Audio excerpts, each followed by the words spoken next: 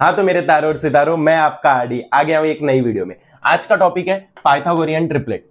Pythagorean triplet standard 10 math 2 में आता है, तो इसका बोर्ड में काफी इंपॉर्टेंट रोल है।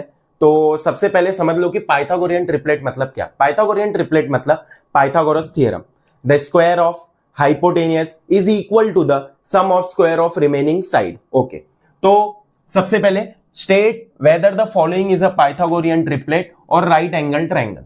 तुमको यह बताना है कि ये जो दिया हुआ है क्या ये पाइथागोरियन ट्रिपलेट है या फिर राइट एंगल ट्रायंगल है। दोनों का मतलब एक ही आता है। मतलब एग्जाम में ये भी पूछा जा सकता है कि पाइथागोरियन ट्रिपलेट क्या है या फिर राइट एंगल ट्रायंगल फॉर्म हो रहा है कि नहीं। दोनों का एग्जाम में एक ही मतलब होगा, दोनों का मेथड सेम होगा, दोनों का सब कुछ सेम होगा, कुछ भी डिफरेंस नहीं होगा और दोनों का मार्क्स भी सेम कैरी फॉरवर्ड होता है। 1 मार्क्स या 2 मार्क्स के लिए क्वेश्चन आता है बोर्ड में। मैं लास्ट में बताऊंगा कि कौन कौन से ईयर में आया है, कौन कौन से क्वेश्चन में आया है। तो सबसे पहले इसको सॉल्व करते हैं। देखो, सबसे पहले स्क्वायर की बात हुई है तो सबका स्क्वायर निकाल लेते हैं। 9 का स्क्वायर होता है 81, फिर 40 का स्क्वायर होता है 1600, 41 का स्क्वायर होता है 1681। ठीक है, तो अब देखो डेफिनेशन क्या बोल रहा है, स्क्वायर ऑफ हाइपोटेनियस। चलो पहले स्क्वायर ऑफ हाइपोटेनियस देखते हैं क्या है। तो हाइपोटेनियस का मतलब वो होता है जो लॉन्गेस्ट साइड होता है। लॉन्गेस्ट साइड मेरे ख्याल से इसके अंदर 41 है। ओके, तो सबसे पहले लिख लो उसका square. Now 41 square equal to 1681, जिसको बना दो इक्वेशन नंबर 1। और फिर तुमको ये देखना है कि सम ऑफ रिमेनिंग साइड भी देखना है। ओके, उसके भी स्क्वायर्स में। हाँ, तो रिमेनिंग साइड कौन कौन बच गए, 9 और 40, वो भी निकाल लेते। And 9 square plus 40 square equal to 9 का स्क्वायर होता है 81, 40 का स्क्वायर होता है 1600, जो कि हमने ऊपर ही सबके स्क्वायर सॉल्व किए हुए। ओके, ये दोनों को प्लस करते हैं। ये दोनों को प्लस किए तो ये हो जाएगा 1681। ओके, इसको बना दो इक्वेशन नंबर 2। अभी देखना इक्वेशन 1 और 2 दोनों इक्वल है कि नहीं। तो from equation 1 and 2 we get, तो इक्वेशन 1 और 2 से हमको यह मालूम पड़ा कि जो 41 स्क्वायर है वो इक्वल टू हो गया 9 स्क्वायर प्लस 40 स्क्वायर को। ओके, मतलब ये वेरीफाई कर रहा है। अगर वेरीफाई कर रहा है तो तुम रीजन लिख दो, bye converse of PT. Okay, bye converse of PT का मतलब ये होता है कि Pythagoras theorem. Okay, bye converse of PT हमको ये मालूम पड़ा कि जो 9 है, 40 है और 41 है इज अ पाइथागोरियन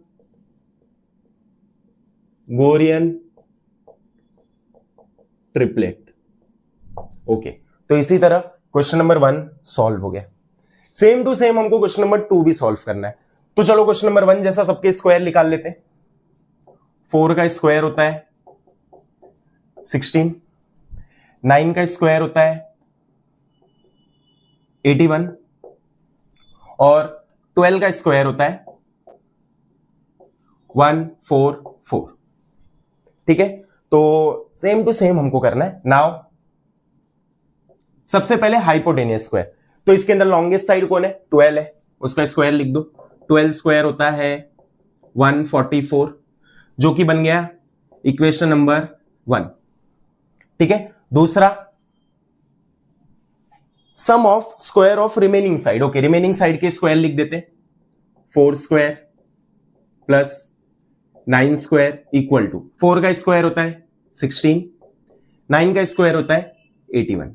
दोनों को प्लस किए तो आंसर कुछ आता है 97।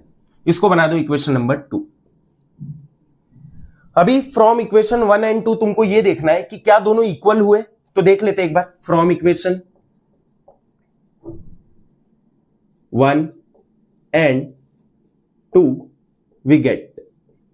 ओके, तो इक्वेशन 1 और 2 हमको देख के सीधा सीधा दिख रहा है कि इक्वेशन 1 का आंसर है 144 और इक्वेशन 2 का आंसर है 97, जो कि दोनों नॉट इक्वल है। तो सबसे पहले वही लिख दो, 12 square is not equal to 4 square plus 9 square. क्या ये कन्वर्स ऑफ पाइथागोरस को वेरीफाई किया? नहीं किया। तो तुम लोग यही लिखोगे बाय कन्वर्स ऑफ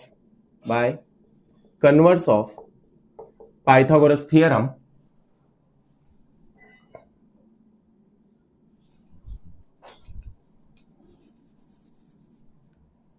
हमको ये मालूम पड़ा कि जो 4, 9, 12 है is not a Pythagorean triplet.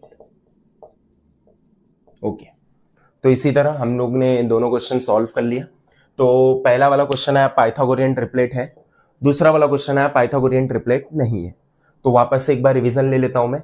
सबसे पहले तुम हाइपोटेनियस का स्क्वायर निकालोगे, उसके बाद रिमेनिंग के भी स्क्वायर निकाल के दोनों को प्लस करोगे। इक्वेशन 1 एंड 2 से देखोगे दोनों इक्वल है कि नहीं। अगर दोनों इक्वल है तो yes Pythagorean triplet. Same to same अगर दोनों इक्वल नहीं है तो yes no it is not a Pythagorean triplet. तो ठीक है, फटाफट पहले लिख लो, फिर मैं आगे बताता हूं कि कौन कौन से ईयर में आया है। हाँ, तो जैसे कि मैंने बोला था वीडियो के एंडिंग में मैं बताऊंगा कि ये प्रीवियस ईयर के कौन कौन से क्वेश्चन पेपर में आया था। तो सबसे पहले मार्च 2020 में ये क्वेश्चन नंबर 1 के ए में आया था 1 मार्क्स के लिए। फिर सितंबर 21 में क्वेश्चन नंबर 1 के ए में आया था 1 मार्क्स के लिए। मार्च 22 में क्वेश्चन नंबर 2 के बी में 2 मार्क्स के लिए आया था। फिर मार्च 23 में क्वेश्चन नंबर 1 के ए में 1 मार्क्स के लिए आया था। मार्च 24 में क्वेश्चन नंबर 1 के ए 1 मार्क्स के लिए आया था। मार्च 2025 में क्वेश्चन नंबर 1 के ए के 1 मार्क्स के लिए आया था। तो अगर तुम देखोगे तो 20 से अपना पेपर पैटर्न चेंज ही नहीं हुआ, जो 20 में था वही पेपर पैटर्न हम अभी तक फॉलो करते आ रहे हैं। आगे देखते हैं अगर चेंज होगा कि क्या होगा, कैसा होगा, बट इस ईयर के लिए सेम पेपर पैटर्न होगा। हाँ, तो मैं ये भी बताना चाहता हूं कि मैं मैक्स 1 और मैक्स 2 दोनों का पेपर पैटर्न क्या है, मैं उसके ऊपर भी एक वीडियो बहुत जल्द बनाऊंगा कि आपको समझ आए और क्लियर होता जाए। तो इसी तरह आपको देखना है कि क्वेश्चन नंबर 1 तो बोर्ड में तुम्हारा 1 मार्क्स तो ये टॉपिक पक्का लेकर ही आएगा, कुछ भी होने दो 1 मार्क्स कहीं नहीं जाने वाला है। ठीक है, तो बस इतना ही बोलना था। मिलते हैं अगले वीडियो में इसी तरह। अरे हाँ, एक बात मैं भूल गया, चैनल पे आए हो तो लाइक एंड सब्सक्राइब करना नहीं भूलना। चलो बाय बाय, जय हिंद।